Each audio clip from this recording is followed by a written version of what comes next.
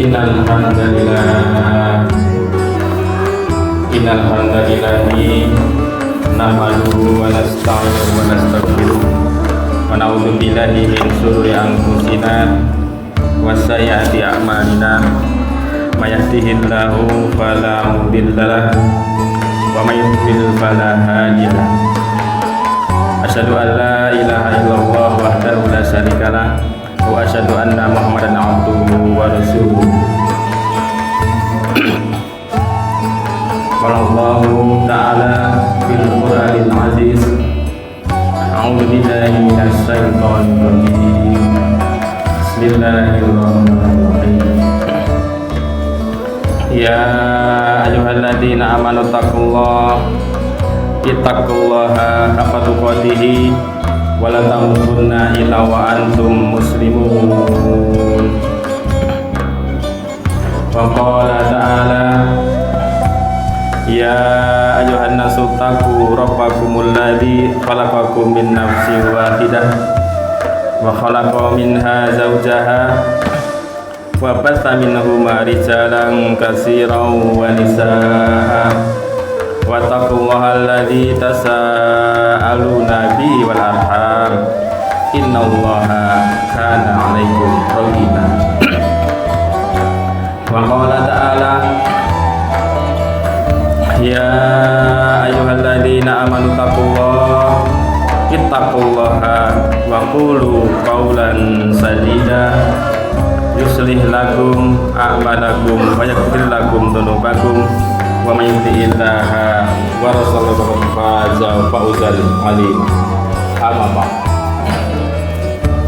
Fa in asdaqal hadithi kitabullah wa khairul hadi Muhammadin sallallahu alaihi wasallam wa syarrul umuri muhdatsatuha wa kullu muhdatsatin bid'ah wa kullu bid'atin dhalalah wa kullu dhalalatin finnar. Allahumma shalli wa sallim ala nabiyyina Muhammadin wa ala alihi wa ashabihi wa man tabi'ahum bi ihsanin ila yaumil qiyamah. Sidang jamaah salat Jumat rahimani wa rahimakumullah. Yang pertama dan yang utama pada khutbah yang pertama ini khatib berwasiat, marilah senantiasa kita selalu menghaturkan syukur kepada Allah Subhanahu wa taala. Syukur kepada Allah secara batin maupun secara lahir kita. Secara batin kita, dalam hati kita harus mengakui bahwa Allah lah yang memberikan semua nikmat-nikmat ini sehingga kita bisa hidup dan diberi rezeki sampai hari ini.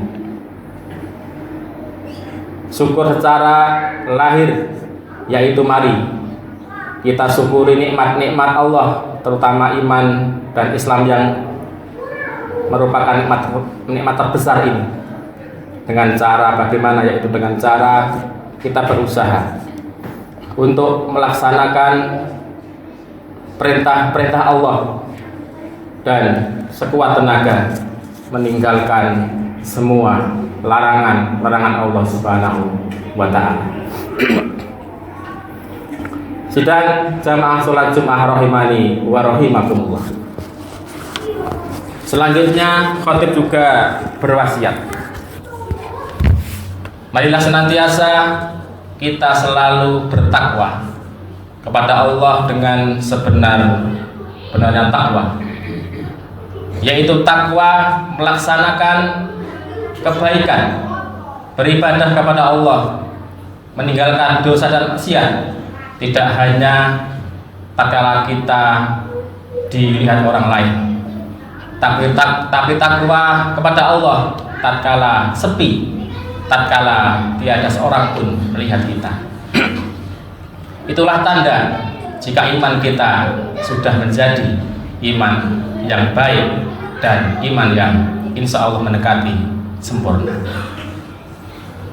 Sidang jamaah sholat Jumat rahimani wa rahimakumullah.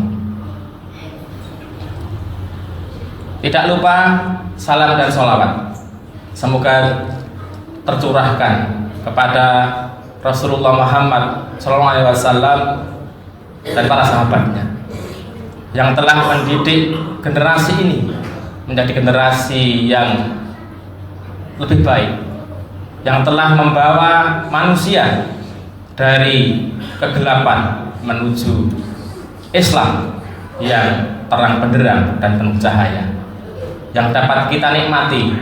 Kita beragama Islam sampai detik ini. Sidang jamaah sholat Jumat rahimani wa rahimakumullah.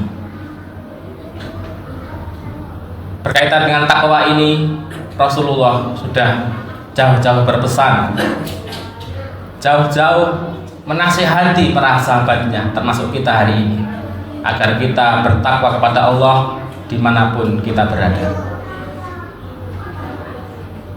Seperti dalam hadisnya, beliau mengatakan, ittaqillaha haitsu ma kunta wa atbi sayyi'ata hasanata tamhuha wa khaliqin nasi wa khuluqin nasi bi khuluqin hasanin. Bertakwalah kalian kepada Allah Subhanahu wa taala dimanapun kalian berada, dan iringilah perbuatan buruk kalian dengan perbuatan baik, maka kebaikan akan menghapuskan keburukan itu. Dan pergaulilah manusia dengan akhlak yang baik. Hadis riwayat Tirmidzi. Sidang jamaah sholat Jumat rahimani wa rahimakumullah. Dalam hadis yang kita bacakan di atas, minimal ada 3 wasiat Rasulullah kepada kita. Yang pertama, kita diperintahkan Rasulullah untuk bertakwa kepada Allah dimanapun kita berada, baik tatkala kita sendiri maupun tatkala dilihat oleh banyak orang. Tatkala kita berada di rumah maupun di kantor, tatkala kita berada di kampung halaman maupun di kampung perantauan, Rasulullah menasihati kita agar kita selalu bertakwa kepada Allah. Al Hasan Al Basri, seorang ulama tabi'in, mengatakan, al muttaquna ittaqu ma hurima alaihim wa adama turidho alaihim. Orang yang bertakwa yaitu mereka yang menjauhi hal-hal yang diharamkan dan menunaikan berbagai kewajiban. Kemudian Ibnu Mas'ud radhiyallahu anhu, seorang ulamanya para sahabat, menafsirkan ayat takwa ini adalah seperti ada di dalam surat Al-Imran ayat 102 maaf, yaitu bertakwa kepada Allah dengan sebenar-benarnya takwa. Kemudian beliau juga mengatakan, Ibnu Mas'ud mengatakan, ayu ta'a fala yu'so wa yudhkaru fala yungsa wa an yuskaro fala yukaffar. Maksud ayat tersebut, yaitu Ali Imran ayat 102, adalah Allah itu harus ditaati, tidak boleh dimaksiati. Kemudian Allah itu harus diingat, tidak boleh kita lupakan. Dan nikmat Allah itu harus disyukuri, tidak boleh kita ingkari. Itulah berbagai pendapat para ulama berkaitan dengan takwa kepada Allah Subhanahu wa taala. Sehingga wajib kita bertakwa kepada Allah dimanapun saja kita berada, dengan menjalankan perintah Allah sekuat tenaga dan menjauhi larangan Allah, baik ketika saat di keramaian pun ketika saat kita sendiri atau dalam sepi. Sidang jamaah sholat Jumat rahimani wa rahimakumullah. Ada sebuah hadis yang di sana isinya bisa kita renungkan, bahwa ada seorang manusia yang terlihat sangat bertakwa tatkala hidup di dunia, tetapi ketika di akhirat amal kebaikannya seperti debu yang berterbangan, karena ia hanya beribadah ketika dalam keramaian, dan tatkala dia sepi, tatkala keadaannya sepi, tidak ada orang lain yang melihatnya, ia mulai berbuat kemaksiatan. Rasulullah telah bersabda yang artinya, sungguh aku mengetahui suatu kaum dari umatku datang pada hari kiamat dengan banyak kebaikan yang besar semisal gunung Tihamah. Namun Allah menjadikan kebaikan tersebut menjadi debu-debu yang berterbangan. Kemudian seorang sahabat bertanya, wahai Rasulullah, coba sebutkan sifat-sifat mereka pada kami, supaya kami tidak menjadi seperti mereka, sedangkan kami tidak mengetahuinya.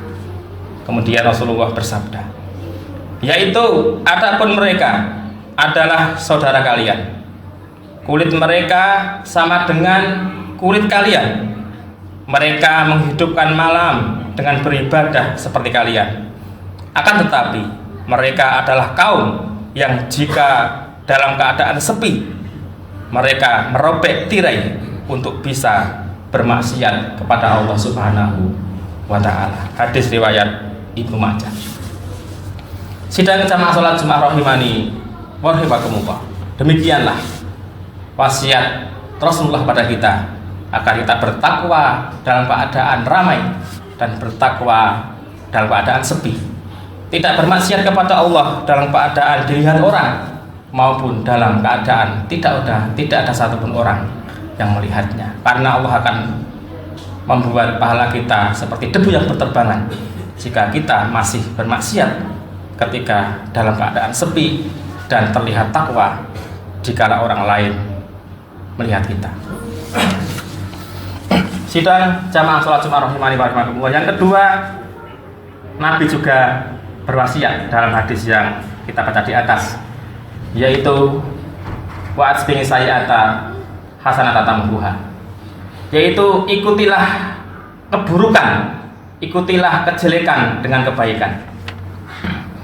Yang dimaksud di sini adalah mengikuti kejelekan dengan bertaubat. Setelah bertobat kepada Allah, kita ikuti dengan melakukan kebaikan-kebaikan, melakukan ketaatan kepada Allah Subhanahu wa ta'ala. Mengapa sebuah keburukan atau sebuah kejahatan dosa perlu kita bertaubat terlebih dahulu? Karena ketika kita belum bertaubat dan kita langsung berbuat kebaikan, itu kita masih berstatus sebagai orang yang zalim. Sebagaimana firman Allah dalam surat Al-Hujurat ayat 11, Allah mengatakan, "Waman lam yatub faulaika humudz zalimun." Dan barang siapa yang tidak bertobat, maka mereka itulah orang-orang yang zalim. Surat Al-Hujurat ayat yang ke-11. Sidang jamaah salat Jumat rahimani wa rahimakumullah. Sehingga marilah, jika kita merasa masih melakukan dosa, masih melakukan kemaksiatan dan keburukan selama ini, mari segera kita bertobat kepada Allah. Kemudian ikuti taubat itu dengan berbuat kebaikan, berbuat ketaatan, baik itu sholat, puasa, zakat, dan sebagainya. Sebagaimana dalam surat Al-Hud, Allah juga berfirman dalam surat Al-Hud ayat yang ke-114, A'udzubillahi minasyaitonirrajim. Wa aqimis sholata tarafiyan nahari wa zulafan minal laili innal hasanati yudhhibnas sayyiati. Dan dirikanlah sholat, dirikanlah sembahyang itu pada kedua tepi siang, yaitu pagi dan petang, dan pada bagian permulaan daripada malam. Sesungguhnya perbuatan yang baik itu menghapus dosa-dosa, atau perbuatan yang buruk. Al-Hud ayat yang ke-114. Sidang jamaah sholat Jumat rahimani wa rahimakumullah. Demikianlah wasiat Nabi yang kedua, agar kita mengikuti keburukan-keburukan yang telah kita lakukan dengan bersegera bertobat, kemudian melakukan kebaikan-kebaikan, ibadah-ibadah, sehingga ibadah dan kebaikan itu akan menghapus keburukan dan dosa-dosa kita. Kemudian yang ketiga, dalam hadis yang kita baca di atas, Nabi berwasiat, wa khaliqin nasi bi khuluqin hasanin, yaitu pergaulilah manusia dengan akhlak yang baik. Dalam sebuah hadis, Rasulullah juga menasihatkan atau menjelaskan, yaitu yang berbunyi akmalu al-mu'minina imanan ahsanuhum khuluqan, bahwasanya orang mukmin yang paling sempurna imannya adalah orang yang paling baik akhlaknya. Hadis riwayat Abu Daud dan Ibnu Majah. Mengomentari hadis ini, seorang sahabat Ibnu Mubarak mengatakan bahwa akhlak yang baik adalah huwa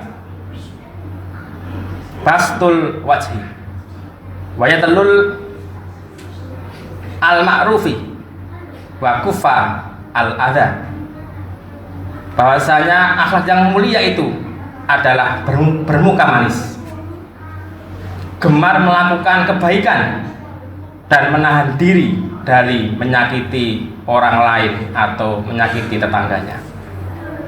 Juga ulama lain menjelaskan, memberikan contoh akhlak mulia, yaitu dari Al-Hasan Al-Basri rahimahullah mengatakan, husnul khuluqin al-karamu wal batlatu wal ihtimalu. Akhlak yang baik adalah contohnya ramah, kemudian dermawan, dan bisa menahan amarah. Sidang jamaah sholat Jumat rahimani wa rahimakumullah. Hasan Al-Basri ini seorang ulama yang tidak hanya bisa berkata, tidak hanya bisa menjelaskan tentang akhlak mulia, tapi banyak kisah-kisah beliau yang telah tertoreh dalam kisah para ulama.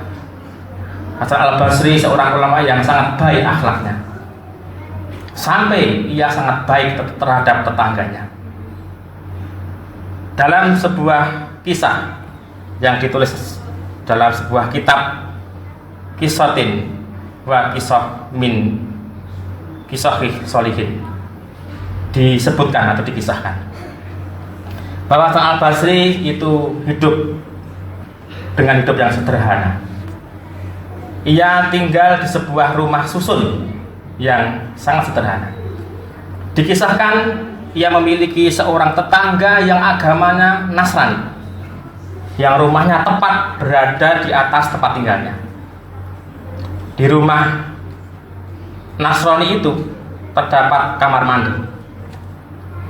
Karena konstruksi bangunannya kurang kuat, lambat laun air merembes dari kamar kecil dan menetes ke kamar Hasan Al-Basri.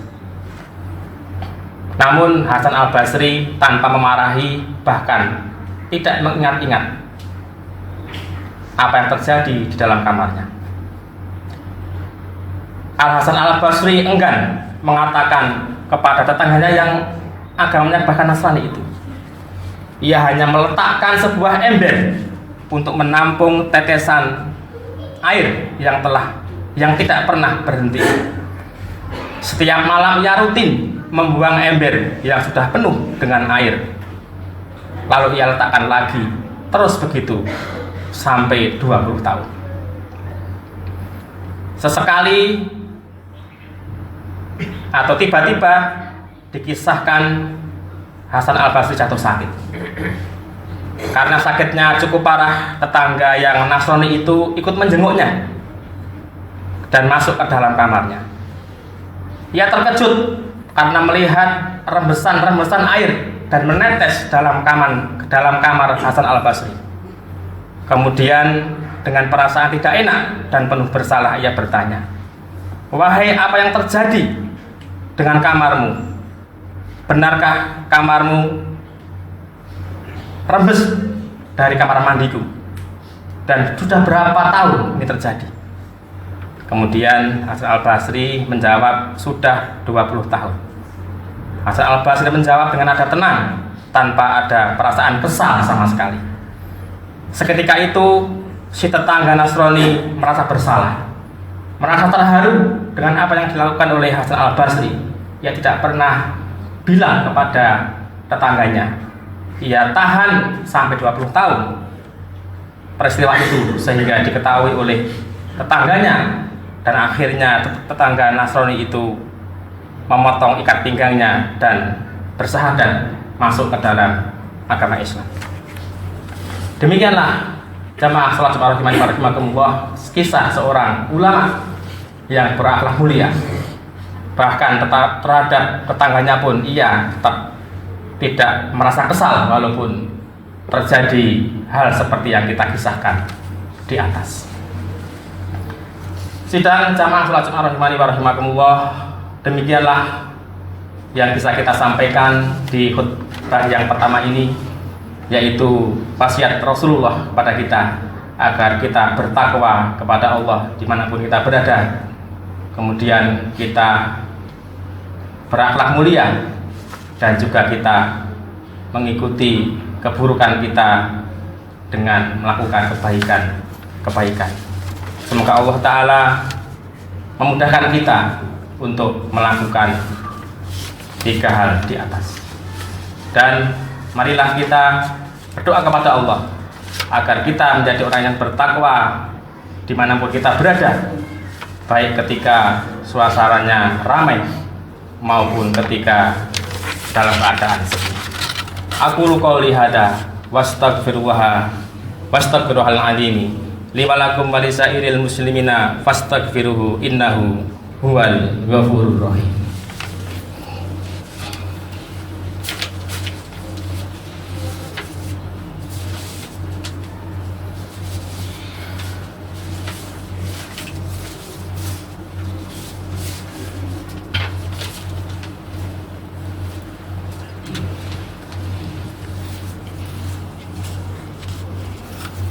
Innal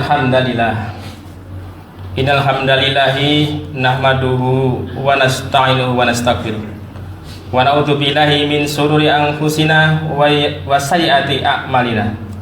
May yahdihillahu fala mudhillalah wa may yudlil fala hadiyalah. Asyhadu an la ilaha illallah wahdahu la syarikalah wa asyhadu anna Muhammadan abduhu wa rasuluhu sallallahu alaihi wasallam tasliman katsira. Sidang jamaah salat Jumat rahimani wa rahimakumullah, di khutbah yang kedua ini khotib hanya ingin menggarisbawahi bahwa ketakwaan yang kita lakukan mari kita jaga di saat sepi maupun di saat dilihat orang banyak atau di saat ramai. Juga mari kita biasakan bersegera bertaubat kepada Allah tatkala kita berbuat dosa, dan ikuti dosa-dosa itu dengan kebaikan dan ketaatan kepada Allah. Dan tidak lupa mari kita perbaiki akhlakul karimah kita, baik kepada keluarga kita, tetangga kita, maupun kaum muslimin dan orang-orang di sekitar kita, agar kita mendapat kebaikan dan keberuntungan di dunia ini maupun nanti di alam akhirat. Bagaimana dalam firman Allah dalam surat Al-Buruj, innalladzina amanu wa amilus solihati lahum jannatun tajri min tahtihal anhar dzalikal fauzul kabir. Sesungguhnya orang-orang yang beriman dan mengerjakan kebajikan, mereka akan mendapat surga jannah yang mengalir di bawahnya sungai-sungai. Itulah kemenangan yang besar. Selanjutnya mari kita berdoa kepada Allah agar kita diberikan keistiqomahan di dalam menapaki kehidupan ini dengan berpegang pada takwa, akhlakul karimah, dan kita selalu bertobat saat kita melaksanakan dosa-dosa. Semoga Allah memberikan kita kehidupan yang bahagia, kehidupan yang sukses di dunia wal akhirah, dan kita dapat dimasukkan jannahnya di alam akhirat kelak. Allahumma amin. Allahumma sholli ala Muhammadin wa ala ali Muhammad kama sholaita ala Ibrahim wa ala ali Ibrahim wa barik ala Muhammad wa ala ali Muhammad kama barakta ala Ibrahim wa ala ali Ibrahim fil alamina innaka Hamidum Majid. Allahumma ighfir lil mu'minina wal mu'minat wal muslimina wal muslimat al ahya'i minhum wal amwat innaka sami'un qarib. Allahumma inna nas'alukal huda wat tuqa wal afafa wal hina. Allahumma inna nas'alukal huda wat tuqa wal afafa wal hina. Rabbana hab lana min azwajina wa dzurriyyatina qurrata a'yun waj'alna lil muttaqina imama. Rabbi habli minas solihin, Rabbi habli minas solihin, Rabbi habli minas solihin. Allahumma arinal haqqa haqqa warzuqna ittiba'ah wa arinal batila batila warzuqna tinabah. Rabbana dzalamna anfusana wa illam taghfir lana wa tarhamna lanakunanna minal khasirin. Rabbana wala tahmil alaina isran kama hamaltahu ala ladzina min qablina. Rabbana wala tuhamilna ma la taqata lana bih wa'fu anna waghfir lana warhamna anta maulana fangsurna 'alal qaumil kafirin. Allahumma ansur ihwana wal mujahidina fi Palestin. Allahumma ansur ihwana wal mujahidina fi Palestin. Allahumma ansur ihwana wal mujahidina fi Palestin wa fi kulli makan wa fi kulli zaman. Allahumma rabbana taqabbal minna sholatana wa du'aana innaka antas samiul alim. Rabbana atina fid dunya hasanah wa fil akhirati hasanah wa qina adzabannar wa qina adzabannar wa qina adzabannar. Subhana rabbika rabbil izzati amma yasifun wa salamun alal mursalin walhamdulillahi rabbil alamin. Aqimis shalah.